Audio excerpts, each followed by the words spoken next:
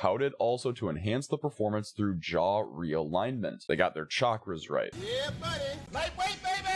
What's up, guys? I'm Josh and I Lift Things, and I'm here to talk about mouth guards. Are they the best piece of gym equipment you aren't using, or are they more of just a gimmick? First off, just to get it out of the way, if you clench your teeth a lot during lifting, or if you're in a contact sport, it is paramount that you wear a mouth guard. Full stop. Why would a mouth guard be helpful for performance in the first place? Is it through irradiation? Clenching your jaw allows you to activate more muscle fibers in that region? Is it that when someone is focused, they grit their teeth more? Is it more like a trigger point where once you put in your mouth guard, you now think it's ready to perform? You know, if you played sports growing up, once you put in your mouth guard, it's time to start the play. Maybe there's some type of mental conditioning going on there. Or is it even weirder stuff like realigning your jaw, and that somehow results in greater performance? For instance, people like Eddie Hall and Brian Shaw, some of the two strongest men on earth, use a mouth guard during all of their training. Or could a mouth guard even hurt performance? If you're fumbling around with something in your mouth, maybe that distracts you. Maybe it blocks airflow. Maybe there's some other reason that's bad that we haven't even thought of. The science behind mouth guards' injury prevention and concussion prevention is extremely clear. But what about its performance impact for just someone lifting in the gym? Is it all placebo? And if it even is all placebo, does that even matter? Thankfully, there's some really cool research on just this topic, so let's look at it. From this study here, exercise capacity in athletes with mouth guards. The objective of this study was to determine the effect of wearing a mouth guard on maximal exercise capacity and cardiopulmonary parameters at peak workload, and to assess the athletes' attitudes towards wearing a mouth guard. 13 athletes were interviewed before and after delivery of a custom-made laminated mouth guard. The athletes were subjected to a cardiorespiratory examination on a cycle ergometer with and without mouth guards. Peak minute ventilation and oxygen uptake were not different during exercise with and without the mouth guard. That's interesting to know. A lot of people think that a mouth guard would purely just block airflow, but this study is saying that it does not. The present study demonstrated that a custom-made mouth guard does not significantly affect or reduce maximum exercise performance of athletes. So this doesn't necessarily say that performance increased, but it's good to know that performance didn't decrease. Here's physiological variables and mouth guard use in women during exercise. From the practical applications, this study can be provided as evidence that mouth guard use does not hinder physiological variables or the perception of exercise difficulty during aerobic exercise performance. In addition, the results suggest the aerobic recovery period between anaerobic work intervals in sports such as basketball and football will not be hindered by mouth guard use. You know, I played football growing up my entire life, and we always had to use mouth guards. I never really felt like it impacted my performance. That being said, when I was really gassed, I did like to take out my mouth guard, and I felt as if I got better breaths after the fact. Here is effects of neuromuscular dentistry designed mouth guard on muscular endurance and anaerobic power. Here it says recent advances in neuromuscular dentistry have led to the development of a mouth guard touted also to enhance the performance through jaw realignment. They got their chakras right. The purpose of this study was to compare the effects of a neuromuscular dentistry-based mouth guard to a standard custom-fitting mouth guard, CFM, on muscular endurance, anaerobic power, and anaerobic capacity in competitive athletes. So they took 22 professional and Division I college athletes, so very well-trained athletes, and they had them go into a double-blind crossover study. Subjects were randomly assigned to order of use in either the experimental pure power mouth guard, or PPM, or the traditional CFM. The groups completed 2 separate sessions in which they completed 3 performance tests, which include a vertical jump, a bench press, and a 30-second Wingate anaerobic test. Significantly better performance was found for the neuromuscular magic compared to the custom-fitting mouth guard for the vertical jump, the average peak power in the aerobic test, and the average mean power for the aerobic intervals. There was no significant differences for either the bench press or the mean power in the aerobic test. This is very interesting. So for a regular gym bro, the bench press was not affected between use of a regular mouth guard or this jaw-aligning mouth guard. But unfortunately, they didn't use a control group of no mouth guards. Here we have effects of an over-the-counter vented mouth guard on cardiorespiratory responses to exercise and physical agility. Here's an important note. Many previous experiments compare the effects of a traditional mouth guard to a control condition, no mouth guard, or a comparatively expensive custom-designed mouth guard, such as the study we just looked at. This is the first investigation to examine the effect of a relatively inexpensive, around $15 USD, an accessible mouthguard that is specifically designed to facilitate airflow, even though we've already looked at studies that show that it probably doesn't reduce airflow all that much. It's also unique in that it examined the impact of the mouthguards on both cardiorespiratory responses to exercise and the ability to perform common physical agility tests. Similar to the results from the previous investigations, our data also suggests that the use of a regular boil and bite mouthguard has no negative effects on cardiorespiratory function during graded exercise. Similar findings were observed for the vented mouthguard except in ventilation and blood lactate.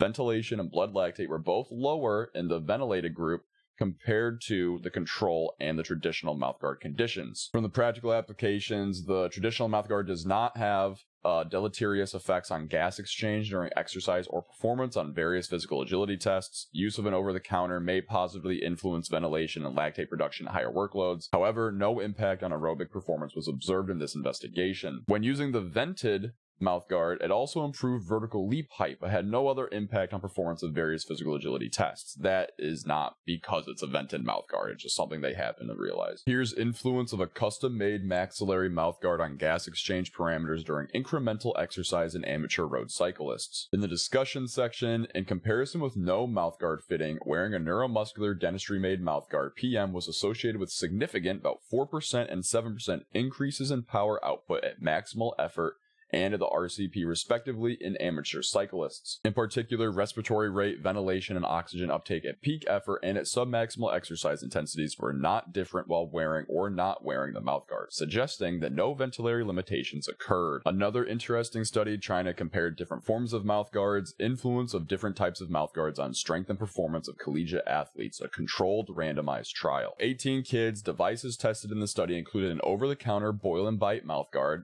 O-Flow Max Under Armour, so just the standard what virtually everyone you know who's ever used a mouthguard uses, and a custom-made mouthguard. From the results, custom-made mouthguards had no detrimental effect on athletic strength and performance and were reported by the athletes as being comfortable and not causing difficulty in breathing. In contrast, boil and bite mouthguards did not perform as well and were reported as being uncomfortable and causing breathing difficulties. And they got this information purely from doing this brief anonymous survey. So this study is directly going against most of the studies we've already talked about, where they said that a regular boil and bite mouthguard was fine. At this point, we are very sure that a custom-made mouthguard should help performance and won't negatively impact performance.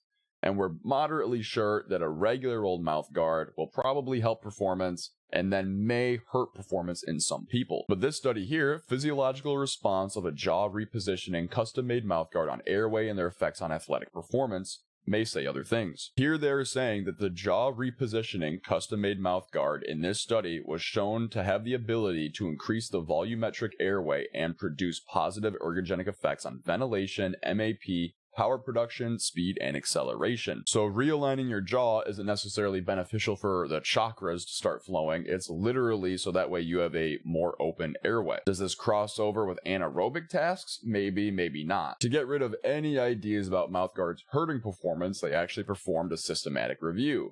Is there enough evidence that mouthguards do not affect athletic performance? A systematic literature review. From the results, the search identified 489 citations. After screening, we identified 15 trials comprising of a population of 312 athletes. According to the risk of bias evaluation, 9 studies were considered high risk of bias and 6 were low risk. Overall, custom-made mouthguards did not interfere or improve athletes' performance when compared with the control group without a mouthguard. Custom-made mouthguards showed that the smallest range of changes in players' performance compared with other types of mouthguards. Here we have effects of a custom bite aligning mouthguard on performance in college football players. Here they even talk about the marketing. The use of tailored mouthguards seems appealing, especially when manufacturers report their product to enhance all facets of general fitness, such as endurance, resistance training, and strength that might contribute to better overall performance. It seems reasonable, however, to suggest that a custom-made mouthguard may not be useful for the general exerciser or non-contact sport athlete based on the results of this study. Ultimately, any type of athlete or exerciser should not necessarily expect an overall fitness boost in the form of increased strength, endurance, resistance training, and reduced athletic stress,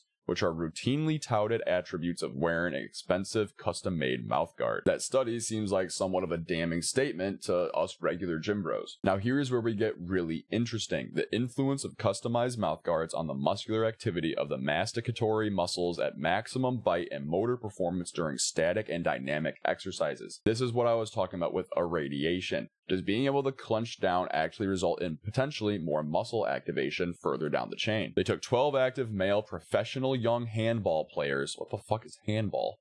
Their performance, electromyographic muscle activity, and lateral deviation of the masticatory and peripheral musculature were measured during rest in a maximum bite force measurement, one-legged stand, a kettlebell swing exercise, and a jump test while wearing a customized mouthguard or not wearing one. Results. Maximum bite force measurements did not differ significantly in their mean values of muscle activity for the masseter and temporalis muscles. We found no differences in the mean activation values during a one-legged stand, the kettlebell swing, and jump test in any of the muscles tested.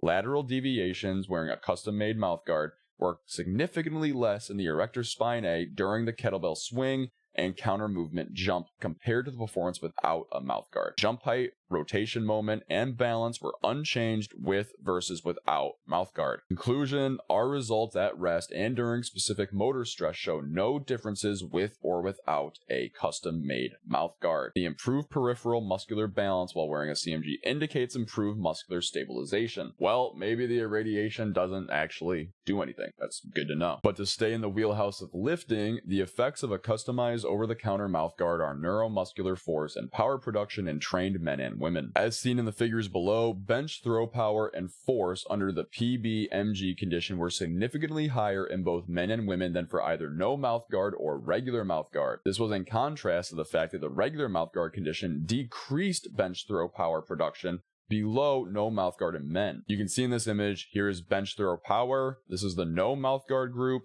this is the PB mouthguard group, and this is a regular mouthguard group. The dark bars are for men, and the lighter gray bars are for women. So with no mouthguard, bench throw power was a little bit over 500. With this special mouthguard, it got about to 650. The women's group increased at a pretty similar rate. But the regular mouthguard group was actually lower than the no mouthguard, and that was both true for men and women. In fact, for all of these tests, such as the plyo press, we see a kind of similar distribution, with the no mouthguard and regular mouthguard kind of battling for market share there, for which one's a little bit better or which one's worse. It seems pretty reliably that the PB mouthguard performed better, although the results for women are much closer than the differences for men. This study also has a lot of other links to other posts, such as saying here, it has been shown that rate of force development and forcing grip strength is enhanced with teeth clenching. And another important thing, it even mentions how each subject used the mouthguard, for example, clench or bite down or not, is a very important thing to get brought up. Were these testers actually told to bite down as hard as they can, or to bite down in a way that felt natural, or to just keep it in your mouth as naturally as that felt for you?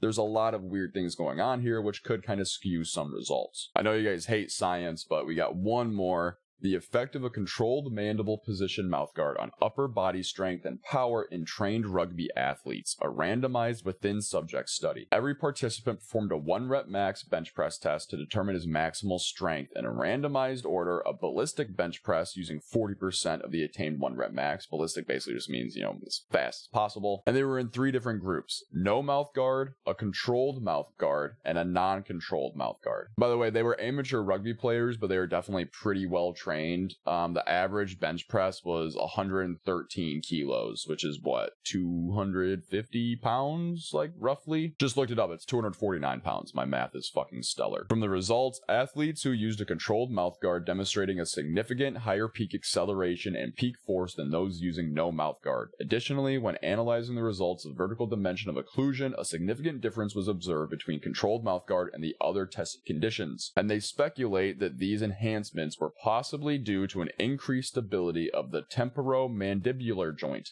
This fella right here. Well guys, like how most of my videos turns out, the results are mixed. A lot of studies show a slight increase in performance, specifically when talking about custom-made or jaw realigning mouthguards. Virtually all of these studies show that there is no decrease in performance with these mouthguards. A lot of the studies show that just custom boilerplate boil and bite mouthguards don't really help performance all that much. and they may in fact hurt performance sometimes. But we are still left without a solid answer on why they increase performance. Is it a trigger point? Is it something with irradiation? Is it something with opening airways? Is it something with stabilizing fucking jaw joints? I'm really not sure. If you want to use a mouth guard, it's probably not hurting all of that much, especially in a lifting context. If you want to shell out some real coin, you get a really nice one that will probably have to be replaced every couple of months, but that will actually probably very much so increase performance. When I started writing this script and reading studies, I thought I was going to buy a mouthguard. After getting through most of the literature, I'm not going to. I don't like wasting my money. Maybe you have more disposable income and it seems like a good investment for you. But again, if you're in a contact sport, please get any form of mouthguard, even just a regular boil and bite cheapo from Walmart. It does not matter. They will help prevent concussions. So are they the best thing ever or kind of a gimmick? Like most things, it's somewhere in between. And guys, that is the video. If you like this style of content, do me a favor, hit the like button if you like it. Leave me a comment, let me know I'm an idiot, why I forgot why you love a mouthguard. I respond to every single comment and it really helps out the channel. Make sure you subscribe to see the next video that's going to be coming out. I post a new one every single Monday, Wednesday, and Friday. And then finally, share to a buddy. If you really like this style of content, you can follow all of these socials. I post exclusive content there, sometimes, not all that often. They will all be linked down in the description below. And as always, thank you so much for watching, and have a great day.